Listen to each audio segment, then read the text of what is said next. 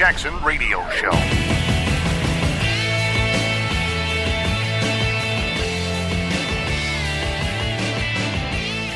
Welcome back, everybody. Kevin Jackson here. Let's do a little viewer mail. Got this message from a guy. His name is Steve. He says, saw Kevin on Fox this morning. Excellent. He wants the weekly email or whatever. He says he wants to receive it. He says he started calling himself a European America. Why can't we just be Americans? How do you feel about that one? Here's my help request. He says, I am more than tired and agitated at being called a racist and white supremacist, or as the nouveau nitwits say, supremacist. Simply because I'm white. Actually, a tepid off-white, depending on the light in the room, how much sleep I got, or how generally stupid I'm feeling in any of my particularly slack-jawed, idiot, conservative moron days. There is Georgian heritage. Not the Caucasus in my family. Some are of that ilk. However, I am not. Seems there is no end to these morons lying to the poor, potentially brilliant yet empty-headed useful idiots to cause trouble and chaos. I've been threatened by their thugs, almost exclusively the white thugs, when attempting to engage in reasoned exchange, moderate debate. Upon reaching the end of their illogical rhetoric, they begin physically crowding and verbally attacking to encourage my departure from the premises. Despite my predilection for the exact opposite of racist, I am now finding myself guarded and wary around not only all university high school age, but also most black people. I lost a job because of one work release individual who happened to be black. I was helping with rides and was under my supervision, who would not get the work done before the end of a shift, for which I was blamed and fired. A neighbor whom I had assisted with transportation and friendship damaged my car, robbed one of my neighbors, being threatened by another guy at work, and the leveled stares and no response silence from the renters across the street for over a year, even after I helped one of their kids numerous times with their vehicles, dead batteries, locked out, etc. Heard Tommy Sotomayor say white people should be wary. The leftists are intentionally trying to drive us apart and cause violence and chaos, aren't they? Like most crazy political ideologues, they create problems for which they then claim to have solutions. Had a teacher back in the early 80s who used to say the next wars would be race wars. Thought it was absurd then. I don't like this. Any suggestions? Enjoyed hearing you this morning, Steve. Yeah, Steve, I have a suggestion for you. Toughen up, Buttercup. It's going to keep on happening. See, what will happen is the neighbors that stare at you when they come to ask for your help, their son does, you say, not going to help you. I've helped you 3 times. You haven't said thank you. Your parents don't even come out to talk to me. Why would I help you anymore? People at your job, they want you to be a cream puff. They want you to be the person that's like, well, I mean, it's okay, or whatever. The minute you start standing up for yourself, say, look, I got nothing to do with your problems. What, you think I don't have problems? What, I don't have kids? I don't have a relationship? Well, screw your problems.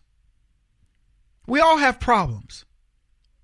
Do I look like a Chippendale dancer? Do I look like I'm hanging out on somebody's yacht? Do I look like a person that's waiting on some... Do you see some white dude coming by here bringing me a fat paycheck? Do I drive a Ferrari and park it in front of your house and flaunt? What exactly is it that I'm doing that's so different? I work at the same job as you. I live in the same neighborhood as you. Explain to me where the privilege is. Because if I'm privileged, why do I have to see your sorry behinds? See, that's what you got to say. You have to be wary. Let me tell you, and here's the thing. The people sense weakness. They sense when you're one of those bleeding hearts, a person that they're going to be able to get over on. Well, man, you just don't understand the plight of a black man. What? What are you going to tell me that I don't understand? Have you been a slave? Well, my peoples were you, fool? Because if you weren't, I don't want to hear about it. You know, you're oppressed? What, black people can't get a job in America? Somebody better tell LeBron. Somebody better tell, whoever, Stephen Curry, Denzel Washington. Somebody better go tell all these black people I see working all day long that you can't get a job. Brother can't catch a break. y'all, look, I'm just going to tell you, if you want to put up with that kind of nonsense, don't come running to me, because I'm telling you, I wouldn't. It's like there are panhandlers. They'll be, hey, listen, can you help her? No, I can't help you. And it isn't. It's not saying we've helped. I've helped panhandlers, but I'm saying I don't have to help every one of them. Somebody goes, hey, listen, you got $1? No, or yeah, I do, but you ain't getting it. It's my money, my time, whatever. You're not getting it. Let me move on. Steve, hopefully I helped you. I wasn't getting after Steve, by the way.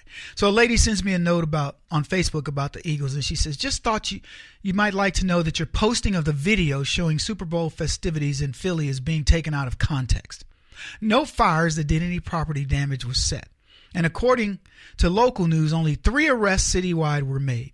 I'm a fan of the Black Sphere, but I have no idea why you would want to perpetuate the myth that Philadelphians are thugs.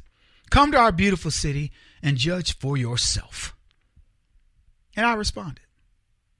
I said, I don't know what post you're talking about. I didn't see this video, whatever, because there are multiple people that we partner with, and they post, and they're not all my stuff. I didn't write or post anything about Philly. This is what I said to her. I said, your pride in Philadelphia notwithstanding, Philadelphia is an armpit.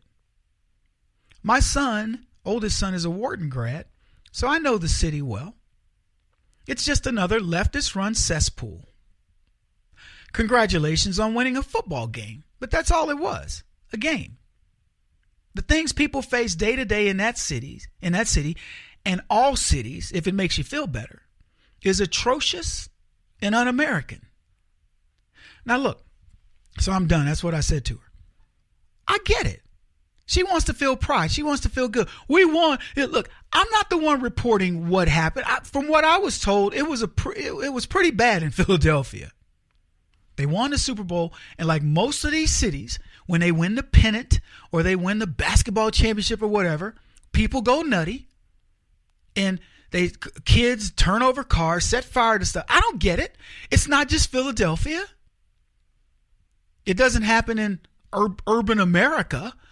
For the most part. I mean, somebody wins the big football game. I can tell you, being from a little bitty town, we just were like happy. We threw a parade. Everybody was good. Nobody burned anything.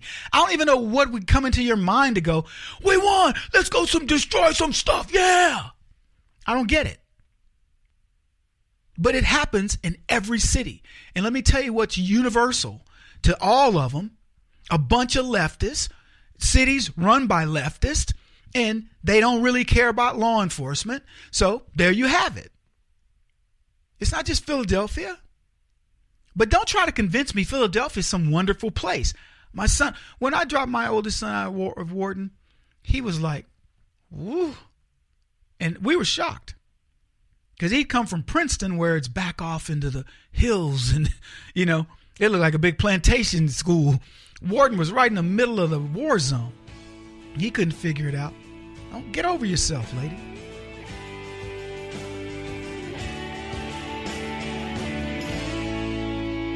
This is the Kevin Jackson Radio Show.